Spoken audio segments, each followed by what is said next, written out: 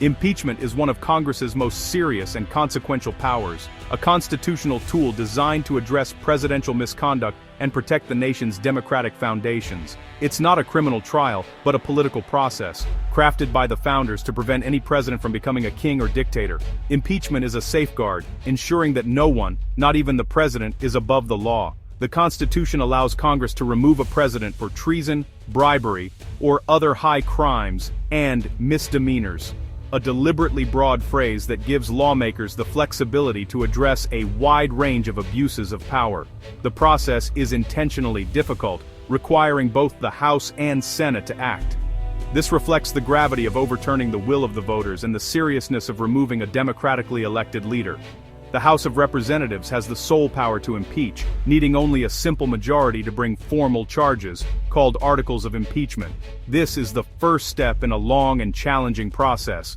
If the House votes to impeach, the process moves to the Senate, which holds a trial to determine the president's fate. The Senate's role is crucial, as it serves as the final check on executive power. Senators act as the jury, weighing the evidence and arguments, while the Chief Justice of the Supreme Court presides if the president is on trial, underscoring the importance of impartiality and fairness. To remove a president from office, 2/3 of the Senate, 67 out of 100 senators, must vote to convict. This supermajority requirement makes removal extremely rare. This high bar ensures that removal is reserved for only the most severe offenses, requiring broad, bipartisan consensus and preventing partisan misuse of the process. No U.S. president has ever been removed from office through impeachment, though several, including Andrew Johnson, Bill Clinton, and Donald Trump, have been impeached by the House. Each case has tested the nation's political resolve. The current debate over President Trump centers on this two-step process and the constitutional duties of Congress, sparking intense national discussion about the limits of presidential power. The stakes are about more than one president. They're about the balance of power in American government and the enduring strength of the Constitution itself. Lawmakers and the public must decide where presidential authority ends and abuse of power begins, shaping the future of American democracy for generations to come. Calls for impeachment surged across the nation, echoing through the streets and dominating headlines. The uproar intensified after President Trump's controversial military actions in Venezuela, which shocked both allies and critics. In January 2026, a daring U.S. Special Forces raid in Caracas captured Venezuelan President Nicolas Maduro and his wife. The operation was deadly. Over 100 people lost their lives, including 32 Cuban nationals, sending shockwaves throughout Latin America. The Trump administration insisted it was a law enforcement action, not an act of war, claiming the military was simply enforcing U.S. indictments against Maduro and his inner circle.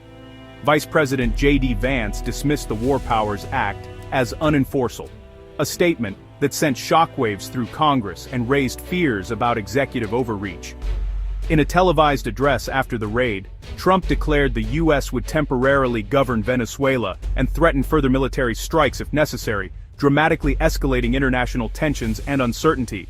On January 8, the Senate responded by passing a bipartisan war powers resolution, aiming to restrict Trump from launching additional military action in Venezuela without explicit congressional approval. 5 Republicans broke ranks and joined Democrats, delivering a rare and forceful rebuke to the president's unilateral use of military force. Senator Rand Paul, speaking to reporters, declared that bombing another nation's capital was an act of war, plain and simple, underscoring the gravity of the moment. Even some lawmakers who supported Maduro's removal expressed deep concern about unchecked presidential power and the precedent it could set for future conflicts. The Senate's historic vote crystallized a fundamental constitutional clash. Who truly holds the authority to decide when America goes to war, Congress, or the president? Impeachment efforts against Trump are rooted in a pattern of alleged constitutional abuses, detailed in House Resolution 353, abuse of power, bribery, and obstruction of Congress. It accuses Trump of soliciting foreign interference in the 2020 election and redirecting federal funds without congressional approval. Obstruction charges stem from Trump's blanket defiance of House subpoenas and efforts to block testimony. The resolution also alleges retaliation against critics and threats to the media, framing these as violations of the First Amendment. The overarching claim: Trump has concentrated power in the executive branch, disregarding constitutional limits. Together, These charges argue that impeachment is the only remedy for repeated, intentional overreach.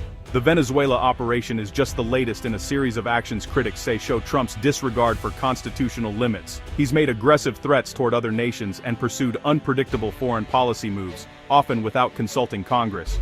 Domestically, Trump has resisted oversight, refusing subpoenas and blocking investigations into his administration. Critics argue this is a deliberate strategy to weaken Congress's ability to hold the executive accountable. His rhetoric, attacking lawmakers, judges, and the press, is seen as undermining constitutional rights and democratic norms.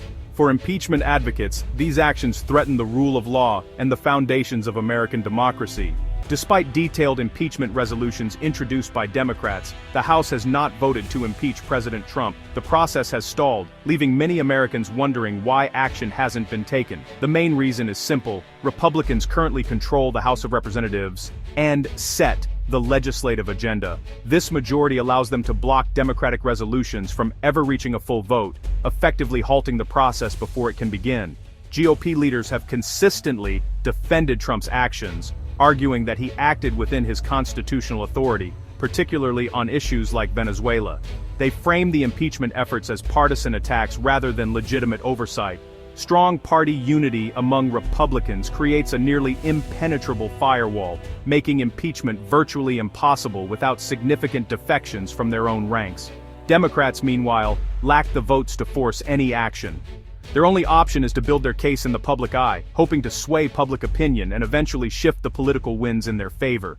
Even a handful of Senate Republicans who have challenged Trump's war powers have not managed to influence the House majority or break the deadlock. The result is a political stalemate. Impeachment remains on hold, and attention is now turning to the upcoming 2026 midterm elections, where the balance of power could shift. For now, the power to impeach rests with a House majority that is unwilling to use it, leaving the process at a standstill. Democrats are left to campaign on promises of accountability and restoring constitutional checks, hoping voters will respond. The outcome of the next election could change everything, potentially opening the door to new possibilities in Congress. Until then, the constitutional standoff continues, with both sides preparing for the next chapter in this ongoing political battle. The 2026 midterm elections are now a referendum on Trump's presidency and the future of impeachment. If Democrats win the House, they can bring impeachment resolutions to a vote, setting the stage for a historic showdown. Democratic leaders would likely move quickly, using existing resolutions and evidence to draft articles of impeachment. With a simple majority, a Democratic House could impeach Trump for a third time. Democrats campaign on restoring checks and balances. Republicans warn of a partisan witch hunt. Trump rallies his base, framing the election as a fight for his presidency. The stakes: control of Congress, the power to impeach, and the direction of the country. The outcome will determine whether impeachment moves forward or remains stalled. Even if Democrats win the House and impeach Trump again, removal requires a two-thirds Senate vote, an almost insurmountable hurdle. Past impeachments failed in the Senate, with most Republicans voting to acquit. Conviction would demand at least 20 Republican senators joining all Democrats, an unlikely scenario given Trump's popularity in many states. The recent war powers vote showed some GOP dissent, but not nearly enough for removal. Senators face intense pressure from party leaders and voters, making defection risky. Most observers expect another acquittal, even if the House impeaches. Still, a third impeachment would be historic, dominating national debate and shaping Trump's legacy. The process could influence the 2028 election and public perceptions of presidential conduct. For Democrats, impeachment is about upholding constitutional duty, even if conviction is out of reach. The Senate trial would force a national reckoning over the limits of presidential power. The impeachment debate is about more than Trump. It's a test of American democracy and the Constitution's checks and balances. If Congress fails to assert its authority, future presidents may push the boundaries of power even further. The precedent set now will shape the presidency for generations. The 2026 midterms give voters a direct say in whether Congress will challenge or enable presidential overreach. The outcome will determine if impeachment proceeds or if the stalemate continues. Regardless, the process will deepen political divisions and test the resilience of U.S. institutions. The coming year is a critical test for American democracy. The stakes: the rule of law, the balance of power, and the future of the presidency. What happens next will echo for decades.